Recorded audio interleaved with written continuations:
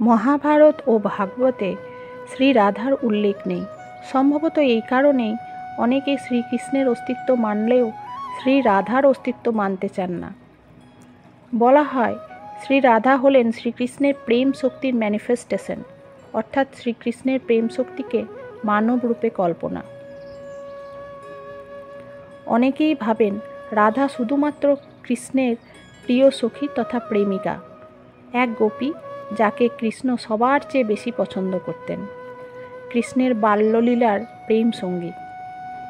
ব্যাস এইটুকুই কি শ্রী রাধার পরিচয়?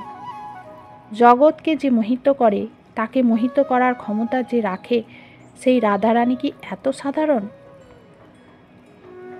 না, একদমই না। শ্রীকৃষ্ণের আরাধিকা শ্রী রাধা, সে কি করে সাধারণ হতে পারে?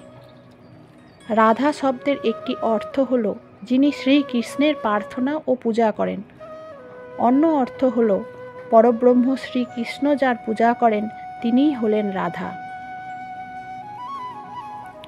কৃষ্ণের আহ্লাদিনী তথা আনন্দদায়িনী শক্তি হলেন শ্রী রাধা। রাধারানী ও শ্রীকৃষ্ণ এর মধ্যে কোনো পার্থক্য নেই, তারা এক। শুধুমাত্র লীলারস আস্বাদন করার জন্যই দুই দেহ ধারণ করেছেন। ব্রহ্মবৈবর্ত পুরাণ অনুযায়ী ভগবান শ্রীকৃষ্ণ নিজের বাম অংশ থেকে শ্রী রাধাকে সৃষ্টি করেছেন নিজেকে আনন্দ প্রদান করার জন্য। জগৎ কামময়, এখানে প্রেমের লেশ মাত্র নেই। কাম ও প্রেমের মধ্যে আকাশ পাতাল তফাৎ। এই জগতে প্রকৃত প্রেম শেখানোর জন্যই শ্রীমতী রাধারানী ও ভগবান শ্রীকৃষ্ণ প্রেমময় লীলা করেছেন। তাই তো চৈতন্য চরিতামৃততে বলা হয়েছে, নিজের ইন্দ্রিয় তৃপ্তির বাসনাকে বলা হয় কাম, আর পরমেশ্বর ভগবান শ্রীকৃষ্ণের প্রীতি সাধনের ইচ্ছাকে বলা হয় প্রেম। শ্রী রাধারানী ভগবান শ্রীকৃষ্ণকে অখণ্ড সুখ প্রদানকারিণী, যিনি দেহধর্ম, বেদধর্ম, লোকধর্ম সব কিছু ত্যাগ করে শ্রীকৃষ্ণের সেবা করেছিলেন। শ্রীকৃষ্ণের নিত্য শক্তি, আদি শক্তি শ্রী রাধা নিত্য নির্গুণা, এবং লক্ষ্মী দুর্গাদি সব ভগবৎ শক্তিবর্গ তার অংশজাত।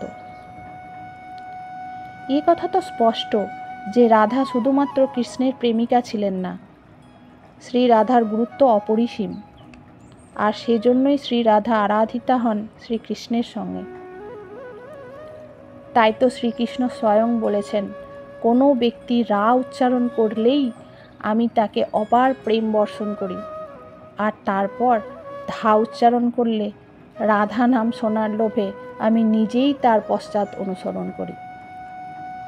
রাধে রাধে।